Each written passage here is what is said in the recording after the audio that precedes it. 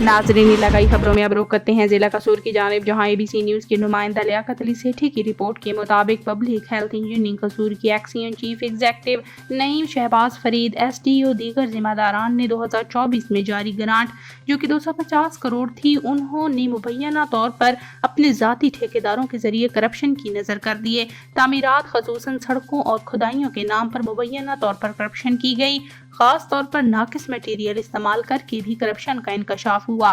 اس کے علاوہ بڑے پیمانے پر ورک آرڈر کی کم لمبائی، چوڑائی اور گہرائی کی غلط پیمائش سے بھی کروڑوں کا نقصان کیا گیا۔ تاہم سب سٹینڈرڈ میٹیریل کا استعمال کر کے بھی مبینہ طور پر کروڑوں روپے کرپشن کی نظر کر دیے گئے۔ ضلع قصور کے شہریوں کا ذمہ داران کے خلاف کارروائی کر کے سرکاری وسائل کرپشن کی نظر کرنے پر اعلیٰ احتسابی اداروں سے کارروائی کا مطالبہ کیا گیا۔